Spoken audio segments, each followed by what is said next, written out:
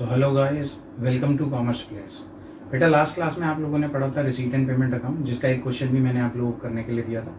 Mostly बच्चों ने कर लिया और आंसर भी कई मेरे पास आए, तो इट्स गुड, आप मेहनत कर रहे हैं। आज का हमारा टॉपिक है फंड बेस्ड अकाउंटिंग, जो बड़ा ही कंफ्यूजिंग सा रहता है बच्चों के बीच। तो राइट, मतलब ऐसा कंफ्यूजिंग कि बाल नोचने को रेडी हो जाता है बच्चा। राइट, अब ऐसा होता क्यों? जस्ट बिकॉज आप लोग मगअप करते हो। तो try to understand these concept. तो ना तो मगअप करने की आवश्यकता पड़ेगी, ना आपको कुछ रटने का प्रॉब्लम होगा। राइट, तो ढंग से चीज़ों को समझना, कैसे कैसे चीज़ें मूव करेंगी, सारी बातें मैं क्लियर करने वाला हूँ। तो बेसिकली फंड्स क्या होते हैं? फंड्स बेसिकली समझ लो, आप लोग प्रॉफिट का पार्ट जो बचा रहे हो, it is basically part of your surplus और may be any other income source और may be any specific receipt, उससे जनरेट होता है एक फंड। फंड बेसिकली क्या होता है? प्रॉफिट को छटनी करके किसी और लॉकर के अंदर शिफ्ट करते हो, यानी पार्ट ऑफ प्रॉफिट शिफ्ट हो जाता है या पार्ट ऑफ इनकम शिफ्ट हो जाता है किसी और लॉकर के अंदर। एक तरीके से उस लॉकर को हम नाम देते हैं फंड। राइट, तो फंड दो तरीके के होते हैं, यानी बेसिकली दो रीज़न मेजरली होते हैं फंड्स बनाने के। या तो जनरल पर्पस फंड्स होते हैं। जनरल पर्पस मतलब आप थोड़ी थोड़ी प्रॉफिट का पार्ट बचाते रहते हो और उसे कहीं भी यूज़ करना हो तो आप लोग उसे यूज़ कर सकते हो। और कई बार स्पेसिफिक पर्पस फंड होते हैं जिनका कोई ना कोई पर्पस होता है। इस क्लास के अंदर अभी स्टार्टिंग में हम लोग डिस्कस कर रहे हैं जनरल पर्पस फंड। स्लोली हम लोग मूव करेंगे स्पेसिफिक पर्पस फंड्स की तरफ। राइट, तो जनरल पर्पस फंड तो जनरली कहीं भी यूज़ हो सकता है। स्पेसिफिक पर्पस फंड मतलब कोई स्पेसिफिक पर्पस के लिए मिले। अब वो पर्पस भी दो तरीके के होते हैं, यानी स्पेसिफिक पर्पस फंड मिला ऐसे काम के लिए जो आपके लिए रेगुलर नेचर का है, और या फिर स्पेसिफिक पर्पस फंड मिला आपको ऐसे काम के लिए जो आपके लिए रेगुलर नेचर का नहीं है। एग्जाम्पल सिंपल, एक मंदिर का लो, मंदिर में भंडारे रेगुलर बेसिस पे होते हैं, तो भंडारे के लिए जो डोनेशन आती है वो स्पेसिफिक पर्पस डोनेशन होती है फॉर भंडारा, बट वो रेगुलर नेचर की होती है, इसलिए वो रेवेन्यू नेचर का फंड होता है। ऐसे अगर हम मंदिर के कंस्ट्रक्शन के लिए पैसे किसी मंदिर को मिलते हैं तो वो कैपिटल नेचर का फंड होता है, क्योंकि वो ऐसे काम के लिए मिला है जो रेगुलर बेसिस पे नहीं होता। क्या मंदिर की कंस्ट्रक्शन हर दिन थोड़ी होती रहती है यार? राइट, तो आज हम अभी स्टार्टिंग में डिस्कस कर रहे हैं general purpose fund. Slowly we will move on to specific purpose और फिर वहाँ ग्रेजुअली चीज़ों को डिस्कस करेंगे। राइट, चलो तो फिर आज का सेशन स्टार्ट करते हैं। सबसे पहले बेटा, आप लोगों को जनरल पर्पस फंड जो भी है वो आता कहाँ से? आप पार्ट ऑफ प्रॉफिट बताते हो, यानी कहाँ से बचाओगे उसे या कहाँ से बनाओगे उसे? अपने प्रॉफिट में से। प्रॉफिट क्या क्या नाम देते थे? सरप्लस। यानी हम एनपीओ के अंदर क्या डिस्कस करने वाले हैं, या कहाँ से हम लोग इस चीज़ को बनाएंगे, इस फंड को क्रिएट करेंगे? By your surplus. राइट, और any other source of income भी हो सकती है। तो जनरली हम लोग डिस्कस करेंगे सरप्लस से। तो हम सरप्लस से एक फंड बनाएंगे जिसकी एंट्री क्या डलेगी? सरप्लस क्या होता है? एक तरीके से आपका excess of income over expenditure. Right, यानी बेसिकली प्रॉफिट्स तरीके का। तो जब इसमें से आप किसी और लॉकर के अंदर शिफ्ट करोगे तो प्रॉफिट्स आपके कम हो जाएंगे और उस लॉकर में पैसा बढ़ जाएगा। तो प्रॉफिट्स कम कहाँ होते हैं? डेबिट पे, और वो दूसरे फंड में शिफ्ट हो जाएगा। उस लॉकर को हम फंड ही बोलेंगे, तो वो क्या हो जाएगा? क्रेडिट हो जाएगा। तो स्लोली चीज़ों को समझते हैं। मैंने कुछ एंट्रीज लिखी हैं, उसको डिस्कस करने वाला हूँ। राइट, तो आराम से ध्यान से चीज़ों को समझना।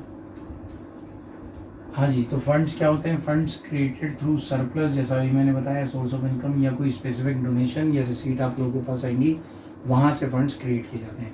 Funds can be of two type, general purpose और स्पेसिफिक पर्पस। अभी जो चर्चा हो रही है, ये जो सारी बातें मैं यहाँ डिस्कस कर रहा हूँ, ये जनरल पर्पस फंड से रिलेटेड है। राइट, मैंने अलग अलग फंड्स के लिए अलग अलग डिटेल्स बना रखी हैं, वो धीरे धीरे हम लोग आगे पढ़ते रहेंगे। राइट, अब तो मैंने कहा डोनेशन अगर आपको मिलती है तो एंट्री क्या डालोगे आप? कैश या bank account debit to donation, यानी पैसा आया, आपकी इनकम बढ़ गई। तो चूंकि ये जनरल पर्पस डोनेशन है, यानी कहीं भी यूज़ हो सकती है। जैसे मंदिर के गले में डाला हुआ दान, तो दान पात्र में जो पैसा होता है मंदिर के, वो कहीं भी यूज़ कर सकता है, तो उसको क्या बोलते हैं हम? General purpose donation. ठीक, तो एनपीओ भी उसे कैसे रिकॉग्नाइज करता है? चूँकि वो जनरल पर्पस के लिए आई हुई है तो नॉर्मल इनकम काउंट अप होगी, तो वो कहाँ शिफ्ट हो जाती है? इनकम एंड एक्सपेंडिचर अकाउंट में। क्योंकि इनकम सारी आप कहाँ शिफ्ट करते हो? At the end of the day जो प्रॉफिट मेकिंग ऑर्गेनाइजेशन होती थी उनके केस में कहाँ शिफ्ट करते थे? ट्रेडिंग या प्रॉफिट एंड लॉस अकाउंट में। सिमिलरली यहाँ आप लोग कहाँ शिफ्ट करोगे, इनकम एंड एक्सपेंडिचर अकाउंट में, राइट। ये मैंने रेड पेन से क्यों लिखा है बेटा, ये चीज़ें आगे चल के चेंज होंगी, धीरे धीरे आराम से चीज़ों को समझना। तो इनकम हमारे पास पैसे आए डोनेशन के, डोनेशन इनकम थी, इनकम में ट्रांसफ़र हो गई। उसके बाद मैंने कहा अगर आपको फंड बनाना है, जनरल पर्पस फंड, स्पेसिफिक की मैं अभी बात नहीं कर रहा, जनरल पर्पस फंड, तो प्रॉफिट कम हो जाएंगे, यानी income and expenditure account debit हो गया और उसकी जगह कौन आ गया, वो दूसरी लॉकर के अंदर या दूसरी मटकी के अंदर आपने जो शिफ्ट किए थे उसे क्या नाम दिया हमने, जनरल पर्पस फंड। तो हमने कहाँ ट्रांसफ़र कर दिया उसे, तो जनरल फंड अकाउंट में, राइट। फिर ये फंड कहीं इन्वेस्ट भी हो सकता है। इन्वेस्टमेंट कभी भी करोगे तो एंट्री क्या डालोगे, इन्वेस्टमेंट खरीदने की एंट्री क्या होती है, investment account debit to bank account. तो इन्वेस्टमेंट आ गई और पैसा चला गया। भैया ये कौन से फंड की इन्वेस्टमेंट की है हमने, यही बेटा हम अभी जनरल पर्पस फंड की बात कर रहे हैं। तो लेट सपोज हमने इस जनरल पर्पस फंड को किसी जगह इन्वेस्ट कर दिया, इन्वेस्ट करोगे तो क्या होगा, फंड की वैल्यू कम हो जाएगी, नहीं बेटा ऐसा कभी नहीं होता। कभी भी आप फंड को इन्वेस्ट करोगे उससे कभी भी फंड की वैल्यू पे कोई फर्क नहीं पड़ता है। ऐसे कैसे, फंड्स जमा किए और कोई फर्क नहीं पड़ रहा फंड्स पे, बेटा let me explain you with an example. बेटा देखो फंड्स बनाते कहाँ से आप लोग, प्रॉफिट्स में से। प्रॉफिट्स कैश में ही हो ये ज़रूरी नहीं है। मैं एक एग्जांपल लेता हूँ, लेट सपोज मैंने क्या किया, तुम्हें 1 लाख रुपए का मैंने उधार माल खरीदा 1 लाख रुपए का और उसे तुम्हें 1.5 लाख रुपए में किसी को बेच दिया, उधार ही खरीदा उधार ही बेचा, क्या मैं खुशी खुशी घर आऊँगा, यस, क्योंकि मुझे प्रॉफिट हुआ है 50,000 का, पर पैसा तो मिला ही नहीं अभी। तो पैसे से आप लिंक नहीं कर सकते। दूसरा एग्जांपल लेते हैं, मैंने किसी को माल बेचा 1 लाख रुपए का, उसके बदले में उसने मुझे 1.5 लाख रुपए की घड़ी दे दी। अभी भी मैं हैप्पी हूँ या नहीं, हाँ, क्योंकि मुझे प्रॉफिट हुआ उस ट्रांजेक्शन में 50,000 का, लेकिन वो कैश में तो है ही नहीं, ना कैश में आ रहा है बिकॉज उसने मुझे वॉच दे दी।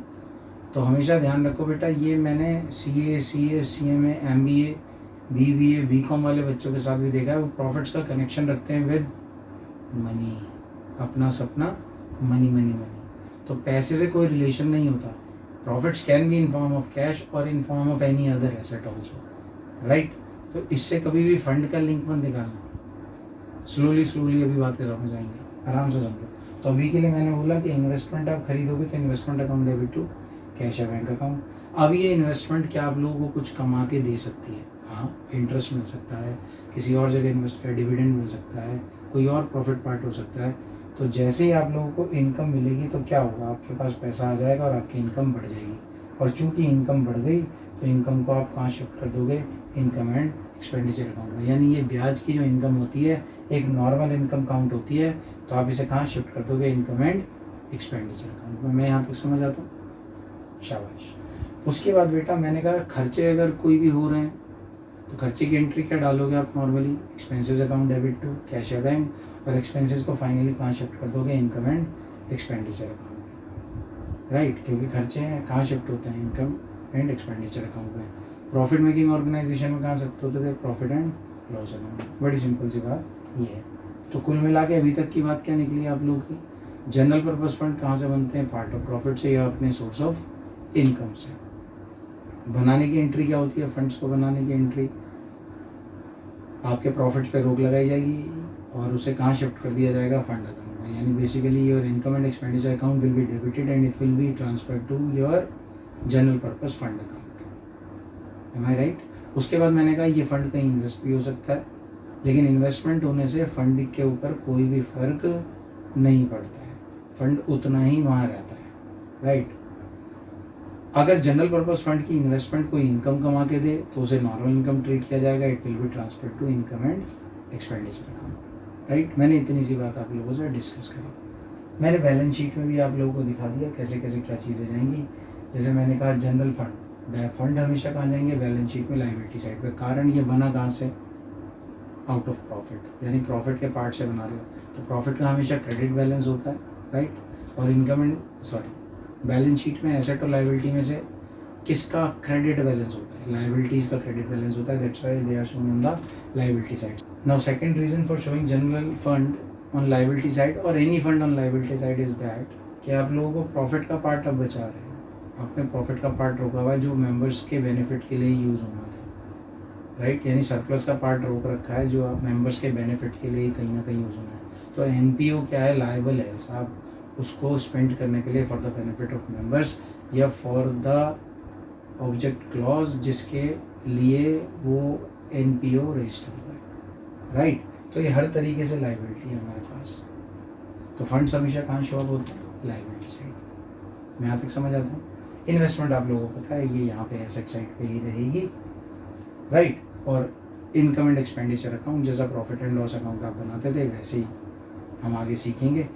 तो इनकम साइड पे इनकम शिफ्ट हो जाएगी जो आपने इन्वेस्टमेंट से कमाई, और खर्चे सारे के सारे कहाँ शिफ्ट हो जाएंगे, इनकम एंड एक्सपेंडिचर एक्सपेंसेस वाली साइड।